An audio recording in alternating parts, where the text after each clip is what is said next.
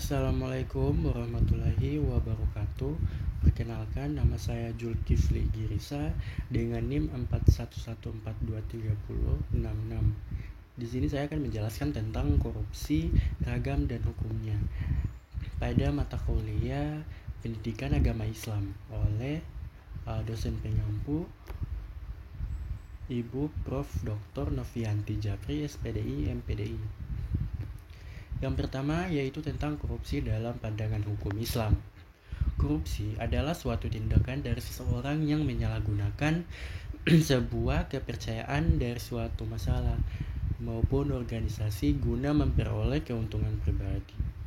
Korupsi sendiri berasal dari bahasa Latin corrumpere dan mempunyai arti rusak, memutarbalikkan, busuk, dan menggoyahkan. Definisi korupsi menurut undang-undang.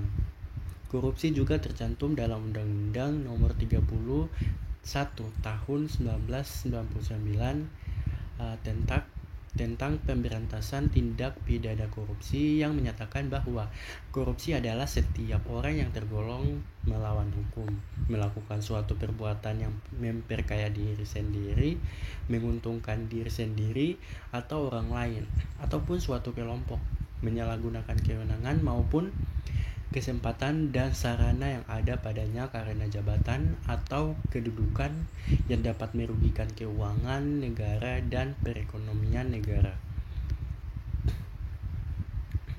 Hukuman dan dalil korupsi dalam Islam. Setiap perbuatan buruk memiliki hukum di dunia untuk menjadikan jera pelakunya dan menjadikan dia taubat dan tidak lagi melakukan perbuatan tersebut. Tindak pidana semacam ini disebutkan dalam Quran Surat Al-Maidah ayat 33 dengan sanksi hukuman mati, salib potong tangan dan kaki secara menyilang atau pengasingan. Menurut sebagian ulama, hukuman untuk pelaku korupsi tidak terdapat dalam nas Al-Quran, sehingga takjir adalah salah satu sanksi bagi koruptor, bukan hudud. Menyamakan korupsi dengan mencuri berarti melakukan analogi dalam bidang hudud.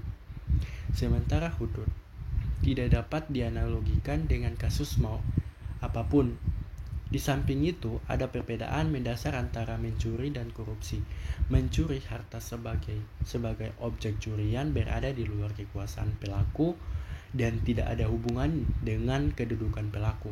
Sedangkan korupsi, harta berada di bawah kekuasaan dan ada kaitannya dengan kedudukan pelaku. Adapun firman Allah yang berbunyi, "Wahai orang-orang yang beriman, janganlah kamu saling memakan harta sesama dengan jalan yang batil, tidak benar, kecuali dalam perdagangan yang berlaku atas dasar suka sama suka di antara kamu, dan janganlah kamu membunuh dirimu, sesungguhnya Allah Maha Penyayang kepadamu." Kemudian motif-motif korupsi.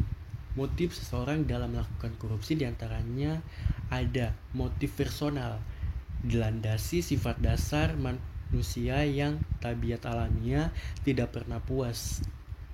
Pejabat negara melakukan korupsi dengan tujuan memperkaya diri. Kemudian ada motif elektoral, adanya kewajiban membayar uang mahar demi mendapatkan rekomendasi pencalonan oleh sebuah partai politik. Jumlah uang mahar yang tidak kecil meningkatkan risiko korupsi demi mengembalikan uang hutang untuk biaya percalonan. Kemudian tindak pidana korupsi dapat dilakukan seseorang sebagai akibat dari solidaritas kepada teman-temannya. Dalam suatu lembaga, bila 9 dari 10 orang menyetujui peraturan yang mengakibatkan tindak pidana korupsi, maka satu orang tersebut mau tidak mau harus menyetujui hasil pemungutan suara tersebut. Kemudian ada dampak korupsi. Yang pertama yaitu menurunkan martabat penguasaan resmi, memberikan contoh yang tidak baik bagi masyarakat, membuat para pengambil kebijakan enggan untuk mengambil tindakan yang perlu bagi pembangunan tetap tidak populis. Kemudian menimbulkan keinginan untuk menciptakan hubungan-hubungan khusus. Kemudian menimbulkan fitnah dan rasa sakit hati yang mendalam. Kemudian menghambat waktu pengambilan keputusan.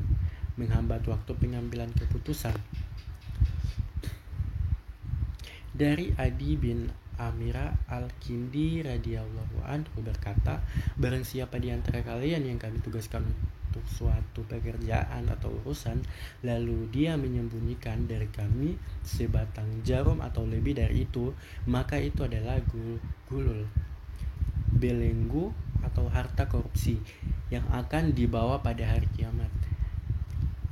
Adi berkata, maka ada seorang lelaki hitam dari Ansar berdiri menghadap Nabi Shallallahu Alaihi Wasallam.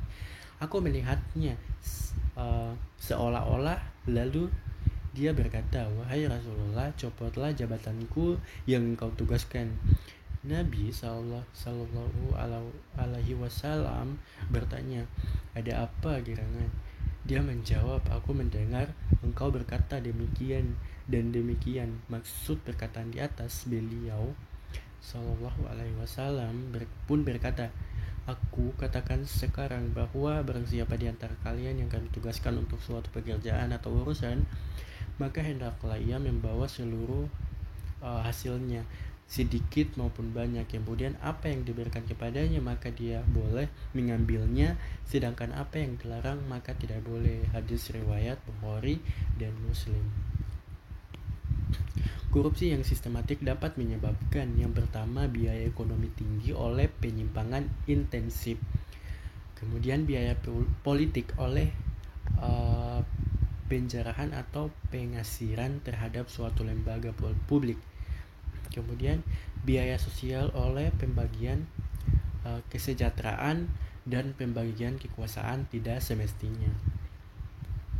Baik, hanya itu materi yang dapat saya sampaikan. Apabila banyak kekurangan dan kesalahan kata, mohon dimaafkan.